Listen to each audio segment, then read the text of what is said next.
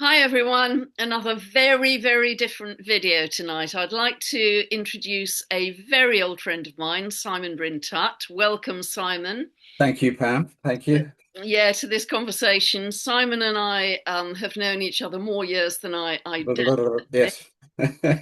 We worked together in the same company in London a lifetime ago, and we've kept in loose touch over the years. And recently, a few months ago, Simon mentioned to me that he was doing some fundraising, and I was so moved by what he was doing for Centrepoint, a charity which we're going to be talking about. I actually included Centrepoint as one of the chosen charities in the Pam Gregory giving list.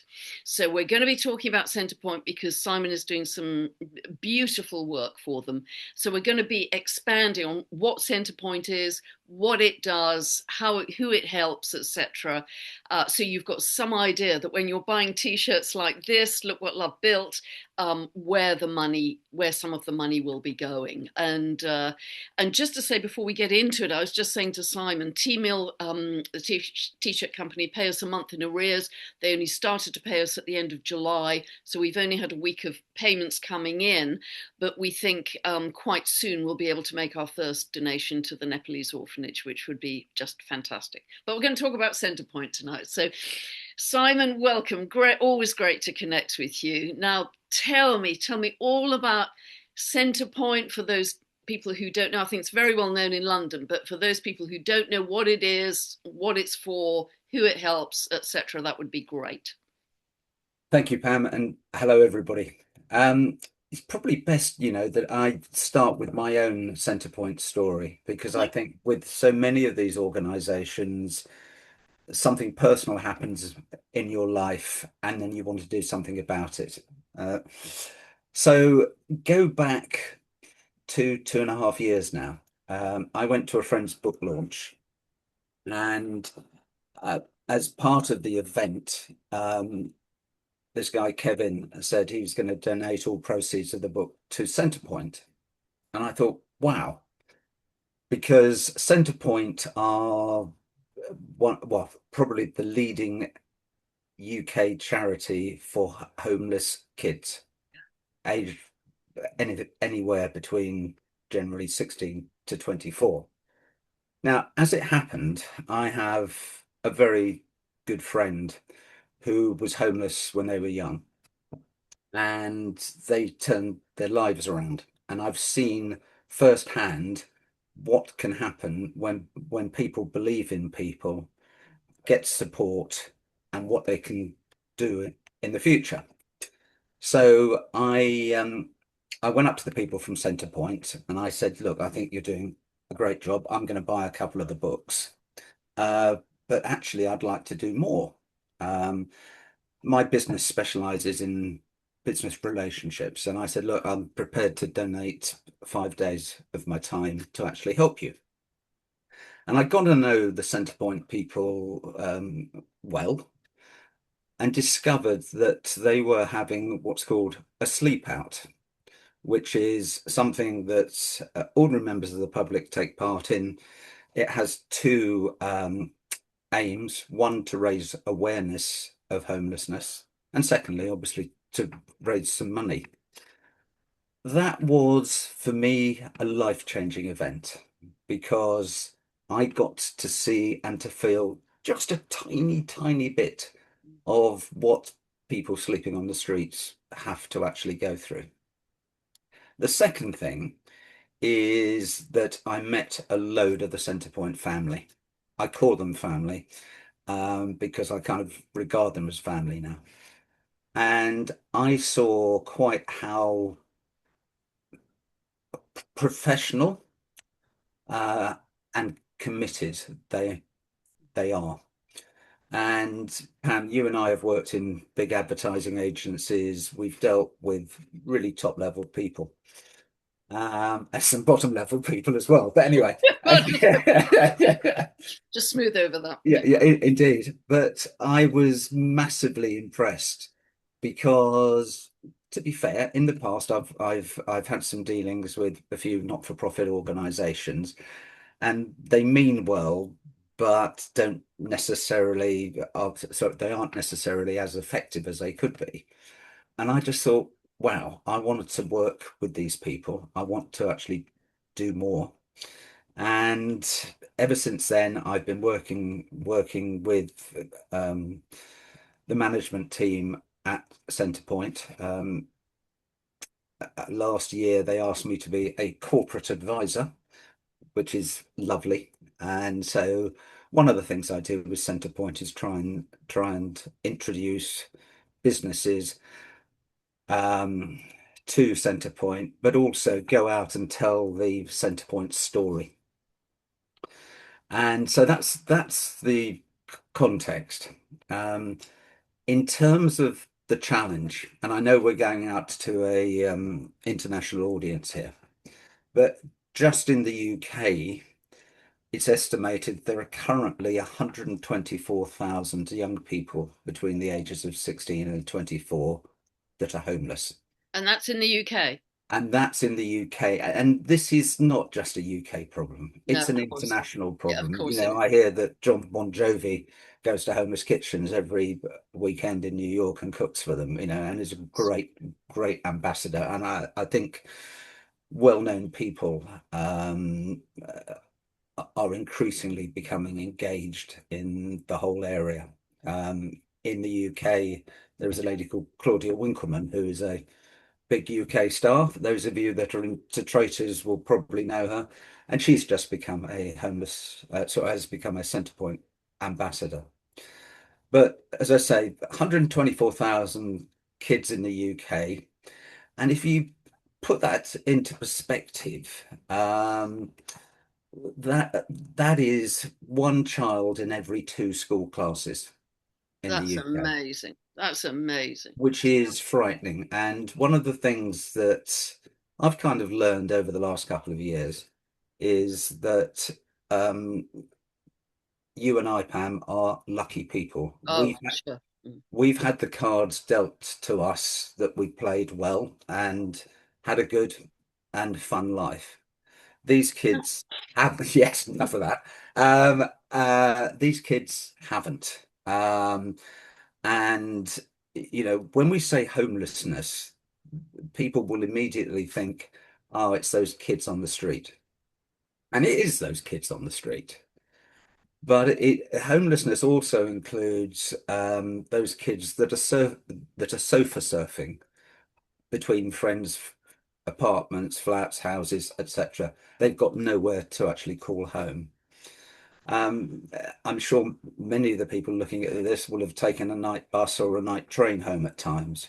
And there is an increasing number of kids sleeping on those night buses just for the warmth and somewhere to go to.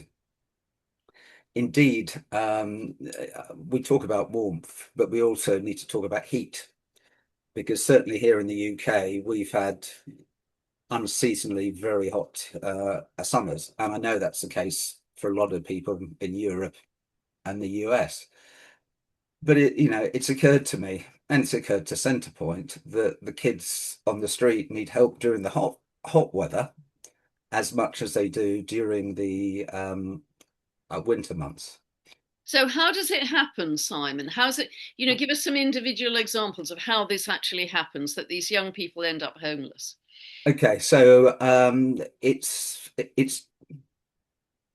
everybody's got their own story, and I'm just going to answer your question in a second. But my friend who alerted me to this issue, whenever we go out and we're walking through the streets of London, she always stops and talks to the people on the street, and everybody's got their own story. And one of the things that I've learned is that I, for the majority of my life, was somebody that looked the other way. I didn't want to know. It was their fault. The people living on the street, or the people that are homeless, it's not their fault. Particularly the people on the street, you don't do that out of choice. Um, the majority, not all, but the majority have some sort of family breakdown, and they can't stay at home, whether it's abuse, change of marital circumstances. There's One example that I learnt about was a young girl, I think about 16 or 17. Parents split up, moved in, sorry, the father's girlfriend moved in, saw the daughter as a threat. They didn't get on, and the girl couldn't stay, so she went to stay with her mother. Her mother, by that time, was on pretty serious drugs, and that became very quickly untenable, and she had nowhere to go. And it's people like Centrepoint that are the place to go, the place to listen, and the place to actually help. Because it must be terrifying, Simon, being young on the streets, no resources, no money, wondering where the next food is going to come from, or Well, going to be yeah, safe to sleep somewhere. Because any big city, you're vulnerable. London's a massive city. totally. But whether you're talking New York, whether you're talking Madrid, it's LA, you're Yeah. talking about exactly the same thing. And if I can go back to my own personal experience, doing the sleep out, having to find somewhere that you can lie down, unpack your belongings, try and get your head down for a night, but you don't because you're conscious of everything going on around you. And you wake up tired, nowhere to wash or clean your teeth, nowhere to go to the bathroom. And you then pack up. And then when I was walking away from sleep out, I just thought I'm tired. But if I've got nowhere to go to, it's what I call the circle of despair because you go round and round. You don't know where you're going to go for the next night. Survival becomes the priority rather than trying to get a job because you've got no steady income. It's very difficult to actually get a job. Your mental health gets worse. Um, You've got no home address to get a job. Absolutely, you've got no home address. You haven't got the clothes to go for an interview, even if you knew where to actually go. There are very few housing options. Um, in London, I think it's London. Yes, it is London. Um, what should happen is that you go to the local authority, and the local authority should be able to try and help you and give you a place to actually stay, even for the short term. But a third of the kids that go to the local authorities don't get helped by the local authorities. That's So horrendous. it's organizations like Centerpoint actually help break that cycle. And it is very tough. And as you said, Pam, because you're young, you don't know what the options are. Frankly, you don't know who to trust. No. Um, there was another story, which was for me very, very personal. Last year, just before Christmas, the Centrepoint hold a carol concert, and it was in the East End of London, and it was very, very moving.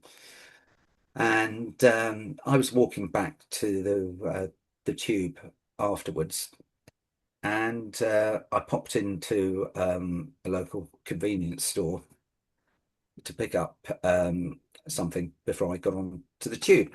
And this guy appeared out of nowhere.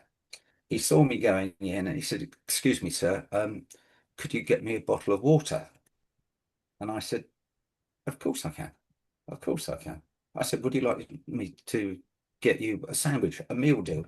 "Oh, that would be very, very kind." He said, "You couldn't get two." I said, "Of course I can."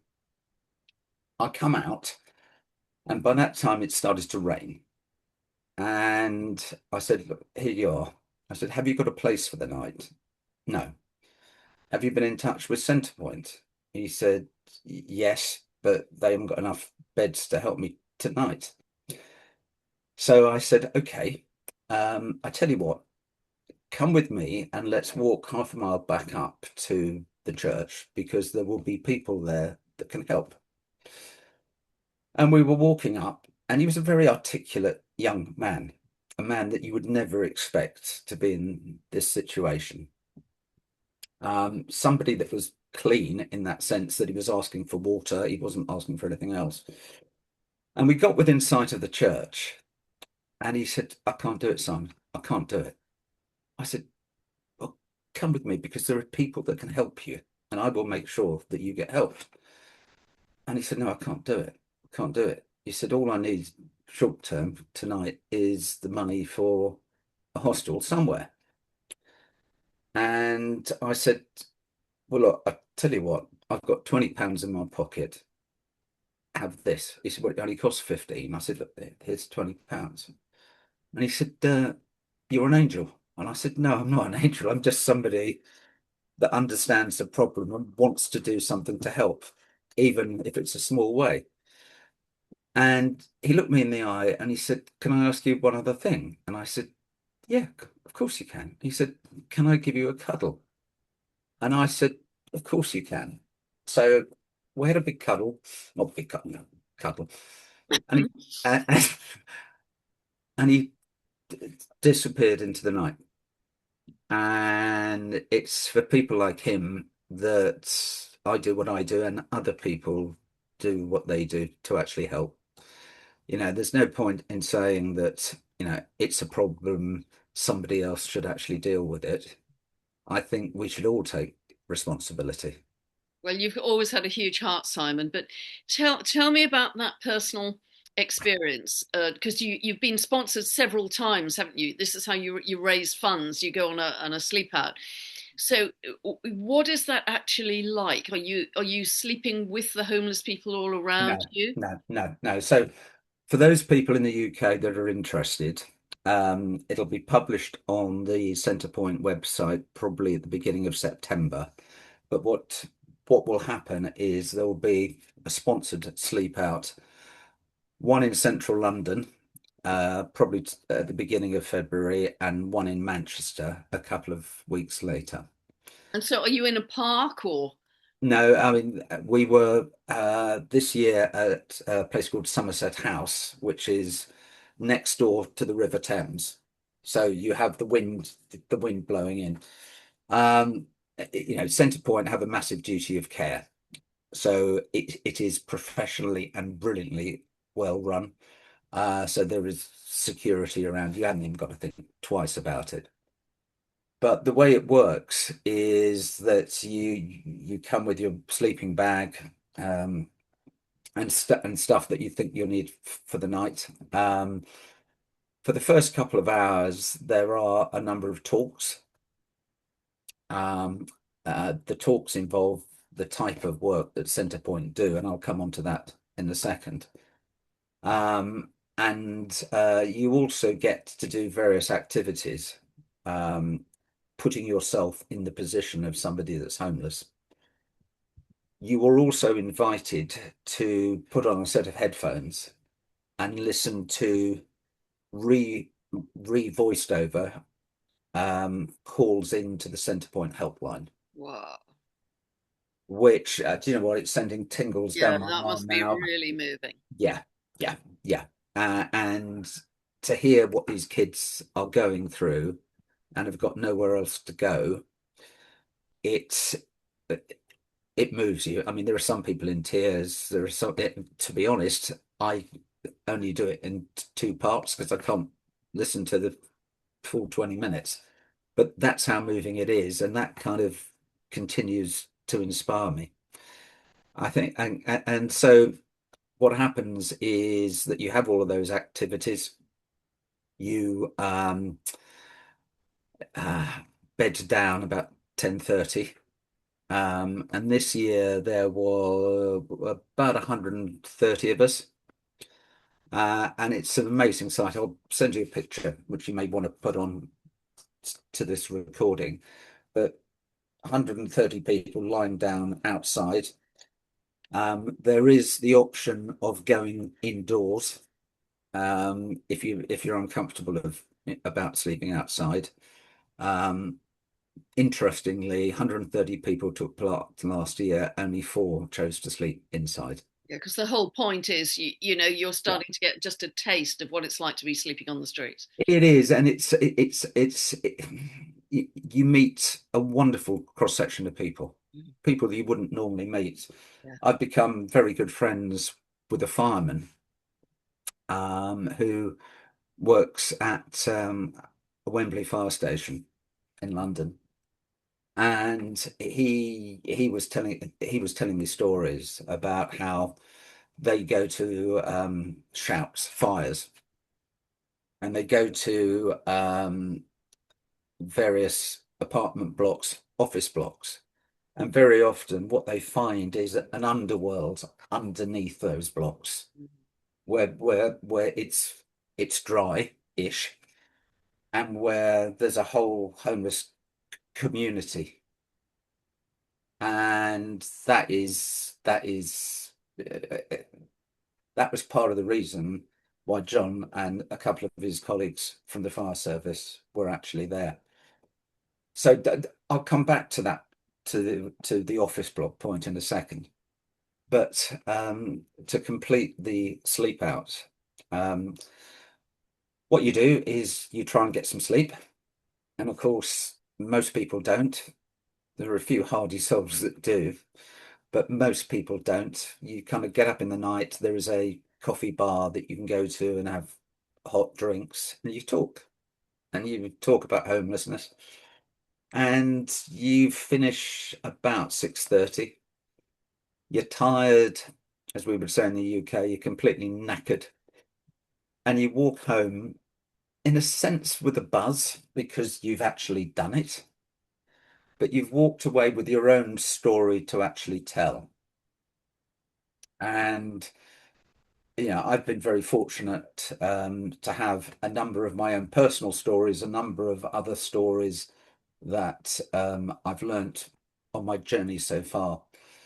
And Centrepoint would say that it's absolutely vital that, yes, we raise money to actually help them do their good work, but also we bring it into the conversation. We talk about it with our friends and family. There is a lady who I know who is absolutely determined to bring her kids next year Wow. because she wants them, Wow. uh, teenagers, to actually see how the other half survive and live. So anybody in the UK that's actually thinking of homelessness, helping Centrepoint. It'll be on the website. I'll leave my email address afterwards, and anybody that's interested in taking part, um, um, please get in contact. In addition, I think it's the end of October, might be the beginning of November. The Centrepoint are going to do a mission to New York because there are quite a few number of people, even in the States, that want to help Centrepoint's work. Wow, that's amazing. So that's going to take place, and I will have more details in the next couple of weeks. So anybody in the States that actually wants to be involved, please get in touch. Because they've got enough of their own issues there with They have, but I've been amazed about how many people, there are people from Hollywood that actually wow, that's amazing. want to actually do something. Because Um, Simon, it's hard to conceive. It must be absolutely terrifying to be a young person alone, nowhere to go, hungry, cold, no resources. You haven't got a computer. You can't link to. You just don't know where to begin, and you're very vulnerable to drug dealers and yeah, criminals, and it must be incredibly frightening. So it's very hard to sleep, let alone the temperature, whether it's yeah, hot or cold, just knowing, the people that are around. it is. And one of the things I learned from my um, event coming back from the Carol concert is that frequently, if you're homeless, you'll have a group of two or three of you that will look after each other. And a number of people have got mobile phones, but it's really for safety and to act, because you don't know who to trust. Yeah, yeah, And that is a massive point. yeah, yeah. Um, background of Centrepoint, I think, is very interesting. Um, there is a big office block at the end of Tottenham Court Road and Oxford Street in central London called Centrepoint. And when it was built in the 19, I think the 1960s, it was the tallest building in London. I remember it well. Yeah. And it was built by a property developer called Harry Hyams. And he called it Centrepoint, but he insisted that he wasn't going to rent out floors. He wanted to rent out the entire block. And because of what he wanted to charge, nobody wanted to actually rent it. And so for over, I think over 10 years, certainly a very, very long time, Centrepoint was empty. And it was a big eyesore in central London. And what started to happen, because there was some cover at the front, homeless people used to sleep underneath that because it was central London. Anyway, the priest of the church down the road saw what was going on and thought this cannot happen. So he opened his crypt, he opened his church at night to offer food, a safe place for homeless people. And in protest, he called it Centrepoint. Oh, And that was how Centrepoint started. And I think if you like, the biggest springboard to awareness, frankly, of homelessness and of Centrepoint was that Princess Diana yeah. found out about the work that Centrepoint did I remember that. and was a massive supporter. And Prince William and Prince Harry both came, and it came to, I think they may have done a sleep up, but certainly they visit, or at least William visits on a regular basis. In fact, he visited Centrepoint a couple of months ago and is patron Wow. of Centrepoint. So it's got royal patronage, which is a measure of the quality of what Centrepoint do. So they offer accommodation. Tell us about what they actually Okay. Okay. Yeah, and excuse me, I've got a list here because they do a lot. Okay. okay. Okay. So it starts with pre-prevention. So they work with young kids, probably 12 to 16, that are at risk of becoming homelessness. So being homeless. So they try and stop it before it actually starts.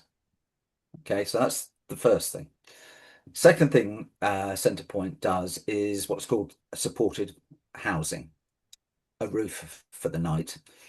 They work in all the London boroughs. They work in Sunderland, Manchester, Bradford, and Barnsley. And essentially, it's there to provide short-term security to people or to young kids that are homeless. The challenge is that there are so many, that what they've got is always under pressure. And Centrepoint work with other charities in the same space to try and help. But a bit like that guy I met on the street, there aren't enough places. Okay. Third thing they do is education, training, and employment. The way to break the cycle is to have a job, and actually have a skill. Um, and they do a lot of work in this area. I'm not so sure whether I should talk about it, but I'm going to. Is that again, one of the things I love about Centrepoint is they're forward looking rather than backward looking. And they've realized that a lot of young people don't want to do what you and I did, Pam, which was to go and work for a big corporation. Yeah, I They understand that completely. I wouldn't do it again. I A million don't think I years. would. I understand that really well. But they want to start their own business. Yeah, much more So, entrepreneurial. Yeah. so literally, as we speak, we are piloting something called Centerprise. Oh, brilliant.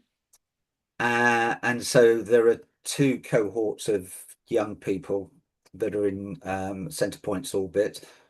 One, which is a group of people that have kind of got a passion project and think maybe they want to start a business. And then there is a second, more advanced cohort that have got better developed ideas. And it's I think a 4 week course, 3 days a week. So that's currently being piloted. One of the things I've realized through speaking to Thomas, the guy that runs Centerprise, is that a lot of these kids, probably most of them, haven't got laptops. Right, of course. And you think about it, yeah. So one of the things that I'm trying to do, and this is a shout out to anybody that's listening who possibly works for a corporation, a company, what we're trying to do is to source recently retired laptops, not the steam powered laptops, but yeah, yeah, but laptops that a company may not have any use for Brilliant. because Brilliant idea. And refurbish them. refurbish them and give kids the skill, the capability to break themselves out of this. Brilliant. But I think it's a great example of what Centrepoint are doing. Next thing is support and advice. Centrepoint run a helpline, and I've touched on the helpline earlier. But they're there for kids that need to talk to somebody, that have found themselves in a terrible situation and need to do something about it. Parents are violent or drug addicts or whatever. Whatever, whatever. But it's there. It's almost the Samaritan for kids, Yeah. basically. They're there to help. And there are other organizations, but it's a very important part of what Centrepoint do. The next thing that Centrepoint do is something called independent living. And this is a wonderful project whereby Centrepoint have had built or have taken over a series of apartment blocks. And what they're able to do is to give kids a home, a safe place for a year or two. And the kids only, and basically the kids get a job, but their rent will only be a third of what they're earning, or even less. Yeah. Fabulous. So they have the opportunity to be stable, get themselves secure, and then move on. Yeah. Brilliant. And Centrepoint want to have many more of these and engaged in talking with big corporate sponsors to try and have these. Um, but it's absolutely fantastic. Um, Centrepoint also have some really prestigious corporate sponsors in the UK. There's the Nationwide Building Society, who are one of the big financial banks in the UK. And what they've done for the last couple of years, I don't know whether they're doing it this year, but I hope they are, which was for the first £50,000 raised by sponsors for Sleepout, Centrepoint sorry, Nationwide would actually match it. Fantastic. Oh, Thank you, Nationwide. oh, Brilliant. Or there's people like the clothes hire company called Moss. Used to be called Moss Bros. yep. What Moss are doing is they're giving some of their old stock to young kids who are going to go for a job interview. So, Oh, that's a great idea. They look smart for the interview. yeah, so they can turn up like that, which is just fantastic. And there are many more sponsors and corporate partners doing many other things, but there isn't enough time to talk about them. And I think the other thing that Centrepoint does finally is what's called policy and research. They do lots of research into homelessness, particularly youth homelessness, and spend time lobbying the government to actually do something about it. I think that we have a new prime minister here in the UK, Andy Burnham. And in fact, the first thing that he said in coming to power was he wanted to end rough sleeping and he wanted to end homelessness, which is a wonderful thing. My concern is that people will think, oh, now it's the government's problem. Yeah, No, it's not. It's not. It's not. And if Andy Burnham or anybody's listening to this, the people that have the best experience, people like Centrepoint are the best people to help fix the problem. Centrepoint have a mission. It's ambitious, but it's to end youth homelessness by 2037. So, Pam, you and I in advertising used to have there used to be a competitive agency that we worked with that said if you reach for the stars, you don't get a handful of whatever. yeah. I worked for them Um, for a while. Yeah, but as far as Centrepoint go, let's reach for the stars. Let's do what we can to reduce this curse on society. yeah. Beautiful, Simon. How you've described it all is just so moving. And clearly, when you've had personal experience of sleeping out like that, it really touches your heart and your It soul. And, absolutely does. and it was your sharing of that experience because you're, a man of a certain age. You're not, a young man yourselves, and sleeping out on the streets to raise funds and raise awareness, I think was extraordinary. And that's why I was so touched by it. Having lived in London for many years myself, I couldn't possibly imagine being in that situation. You just wouldn't know where to begin. So, Centrepoint is a beautiful resource when you're really down and out. Literally, you're really Yeah. down and out. Well, or even maybe down and out. Yeah, If you think you're going to be in that situation or you're having a problem, get in touch with Centrepoint if you're a kid or a young person that actually may be in that situation, because if you can prevent it, it's a lot easier than actually causing it. And I think, one of the things that I've learned through talking to the young people is that when you become homeless, it's a scar that you carry with you. And, again, one of the wonderful things that Centrepoint do is they had a month or so ago in London something called Centrepoint's Got Talent, and a whole group of young people that Centrepoint have helped wanted to put on a show. So we had a comedian, a couple of people that made a movie, somebody that read poetry, and it was fantastic. And there were a couple of singers there who were mind blowing. And again, like everything that Centrepoint does, is done really professionally. And I got to talk to these kids afterwards, and they all said the same thing, that they cannot be so grateful to Centrepoint because it's changed their lives, but also talking about the experience of being homeless. It's something that will stay with you forever.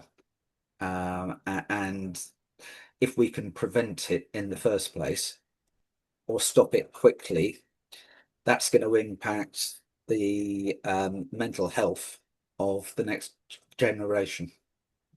but I think coming out of that experience, when people have been helped by Centrepoint, what they will want to do, I'm guessing, is to put a lot back into society because Absolutely. being touched by the experience so profoundly themselves personally. Absolutely. Yeah, wow. Well, I just celebrate all the work you're doing to support them, Simon. I I'm know. only one. I'm only one, and I'm lucky, and thank you for the opportunity to actually talk about it. But people can help Centrepoint in so many different ways. It hasn't got to be sleep out. It can be volunteering, mentoring.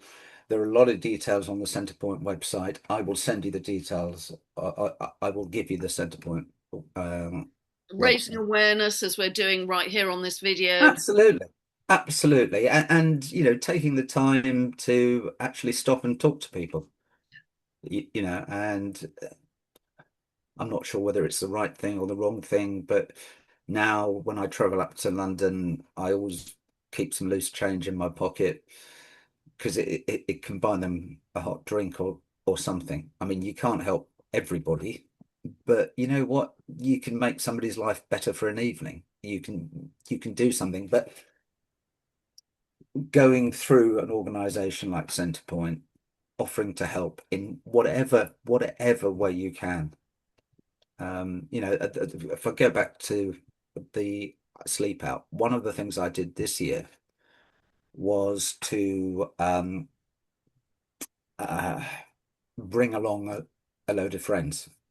So I belong to something very posh called the Worshipful Company of Marketors. It's a city livery company, and we all got behind it. And there were 20 of us there, the bonding that goes on as a group as well as other people. So if you're thinking about it, think about it for yourself, but think about bringing other people as well. Yeah, beautiful. And I hope people will share this information. I mean, we've included Centerpoint for, all the beautiful reasons that you've shared on this video, but also in a very practical way, Centerpoint is on the UK Charities Commission list. Now, you don't have to be based in the UK for that. We've got two charities on our list of the five in Africa, but they're Yeah, on the UK Charities Commission list. And what that means is because the UK is very heavily taxed as a country, what it means is that our donations to charities like Centrepoint on that list are tax exempt. yeah, So that puts more money in the charity pot that I'm generating with all of this whole project for all of the charities because we avoid tax in that way. So yeah. it's a very practical reason as well. And so I've just really got to pat you on the back, Simon. We've known each other a long time, but you've always had a huge heart. But I think you really are to be celebrated. And I know you wouldn't want that because that's not who you are. But this is not easy work, but it's work of the heart. It's work from the heart. And you know what? I've got a friend who keeps on saying to me, I haven't got a purpose. I haven't got a purpose. Centrepoint have given me a purpose, and it's not to say that people watching this video should necessarily, get together with Centrepoint, but homelessness is such a major issue, and whatever anybody can do to actually help that, I think many people will find that they get a purpose out of it as well. And also, it's there by the grace of God, isn't it? It could have been any of us Absolutely. born into different circumstances. It could have been any of us. And despite this being apparently a first world country, we have a massive problem, particularly in cities. Massive. Absolutely. Absolutely. And to what I said earlier, it's easy to ignore. Yeah. Don't ignore it. Do something about it, even in a tiny way, even if that's talking to your friends about it, because awareness of the subject is really, really important. Because we are in a world where the news cycle is very fast. People's attention and memory span is getting less and less and less. And unless we talk about it, continue to make it the top of the agenda, we won't solve the problem. Because it's absolutely fundamental. I mean, if you It haven't is. got a home, you can't make any progress in life. There's just no foundation for you to create a life from. So I think their work is really spectacular. I was aware of it when I lived in London, but those were different days and I was rather busy doing something else. But now I feel, with this charity initiative, I can help in some small way to raise some funds and some awareness in this conversation. And well done, you, Pam. Well done. Well, it's nothing, is it? I mean, it could be any of us on the street. So Well, do you know what? I saw something on YouTube probably about 5 or 6 years ago. The American actor Denzel Washington yeah, was presenting to the University of Philadelphia grads. There were 2,000 young grads there. And he got up and he said, in life, you do three things. You learn, and kids, you've just learned. Well done. Second thing you do is you earn. albeit it's increasingly difficult for young people to get jobs, but put that to one side. But you go out and you get a job and you earn. But the third thing in life is you return. Yeah, yeah, yeah, yeah, yeah. Learn, earn, return. And that has really, really stuck with me. And I don't think, you need to be our age to be returning. No. But No, and it's, this initiative. I mean, I've always given to charities all my life, but personally, but this initiative, initially I just didn't want to do a t-shirt merchandise thing because it just felt so commercial and tacky. But once I'd reframed it as all of the net proceeds going to charity, aside from taxes and admin and accountancy fees, it took on a very different meaning. And I really feel I really feel good in my heart to be doing this, and that's the whole motivator. And even my very good friend Nick, who's done a giant amount of work on the design and the website, he isn't taking a penny from this either. I'll find a different way to pay him, but he's not taking it from the charity no, funds. So you know this is incredibly important work, and yeah, and at the end of life, when you check in with yourself, what did I do practically to help people to make a difference, yeah, that made a difference. yeah, I would be able, and you would be able to point to this and said, well, at least we did this. yeah. But you and I would believe it's never enough. Yeah. And I think, and I've realized, for example, I come back to Sleepout. I've been fortunate enough to be the top fundraiser for the last couple of years. I can only go to so many people so many times. Uh, but my objective this year and hopefully people will come that are looking at this video, because my objective this year is not to be the biggest fundraiser, but to put together and to bring a collection of people that raised twice, three times what I raised last year.